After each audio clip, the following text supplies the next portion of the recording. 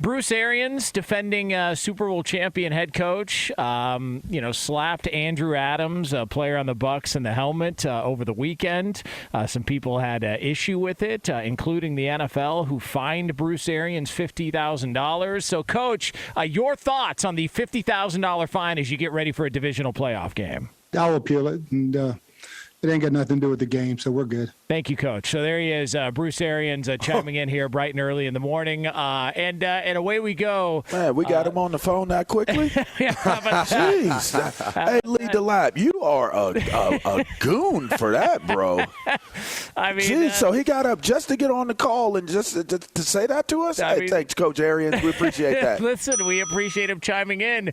How's this appeal going to go? Because, I didn't have an issue with him slapping him in the helmet. I don't know that Andrew Adams, and I haven't heard him comment on it yet. I don't know that he had an issue with it, but it feels like some people have run with this story a little bit and kind of put this in the that's just old school tactics. He hasn't adjusted, et cetera, et cetera, et cetera.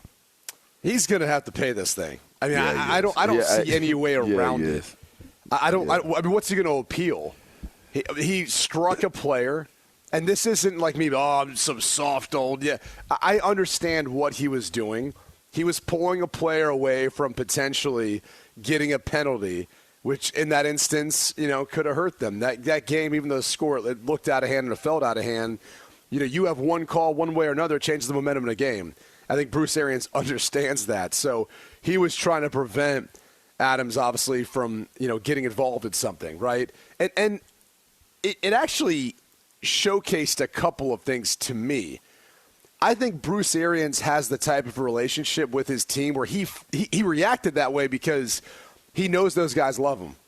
And he felt like he could probably react that way almost like he was a son. And there's times you grab your child, you do something, and you're a little more aggressive with it because you're trying to keep them out of harm's way or from doing something dumb to hurt their team, or hurt their family, right? And that's kind of what this was. But unfortunately, it was an instance where in this culture, in this day and age, you can't do it. And I do wonder after the fact, because if you're the player in that situation, you don't have the chance to see how it looks to everyone else. And then everyone else on the outside piles on, and you start getting these feelings like, man, that was wrong what he did to me, I mean, I didn't think it was at the time. But now I look back on him, that was wrong. He should never do that. Well, maybe you shouldn't have been doing what you're doing to put yourself in the position or maybe put your team or your coach in that position in the first place. But there's no way around it. I mean, he's going to get fined. He's going to have to eat that, especially in this day and age of football. If this was 30 years ago, we're probably not even having this conversation. You know what's funny? I had two thoughts when I saw it, and I texted you guys immediately upon when it happened. I was like, I wonder what the blowback from the player is going to be after Bruce Arians went upside his head. Sarcasm, air quotes, stuff like that, especially from a coach that's respected in the way that Coach Arians is respected in. It's not interpreted the way that civilians interpret it. And that's just what it is. And I took that and I was like, man, but had it been a kicker that had gotten slapped upside the head, I think the reaction. I see where he's going. I think the reaction might have been a little bit different. But the only problem we're going to have with that is we would have to wait a few months in order to know what the true reaction of how the player felt when the player was struck so violently by the coach. Let me tell you something. The second thing I thought about was if I had to slap the hell out of my kid in public, if my kid touched something, something I was told when I was growing up, when we go into the restaurant or we go into a grocery store or anywhere, don't touch it. If we're not buying it, don't touch it. And I can always recall early on, if I touched it, I got popped.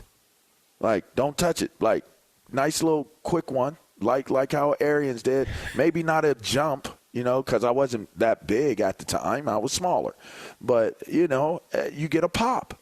And I just started thinking to myself, if I were to pop my kid in the head in a grocery store for touching some cereal or something like that. Into say today's society, there might be someone waiting for me at the front of that store. 100%. And I'm going to have to answer questions. Listen, I have always been one to say we have less people getting through the initial aspects of going into the military. They don't make it through basic training. We have larger numbers of obesity. The numbers are skyrocketing in terms of the amount of out of shape and non-active kids. That fine is a symptom of trying to continue this narrative of appeasing the mob. And to me, I don't like it. I really don't.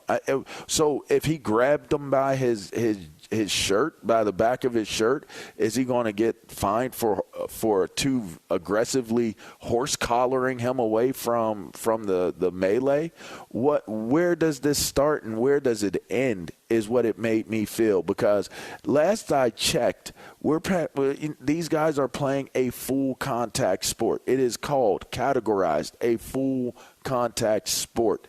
And in a full contact sport, if the coach does something to get a guy away from a potential melee or brawl or something of larger violence, then to me, why are we sitting here overly scrutinizing the fact that he was getting the guy away? Like he wasn't.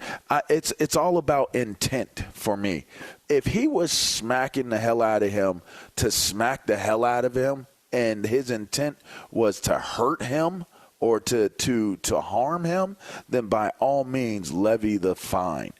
But if that was not the intent, and we know the intent was to protect the player and to protect the hopefully the safety of what could have possibly ensued from everybody getting into it, then the intent isn't malicious. And to me, I just don't understand why we, for the. I don't want to be a critic of the NFL. I mean, they got to do what they got to do, and people get paid to do it. But golly, how are you? What type of precedents are you setting?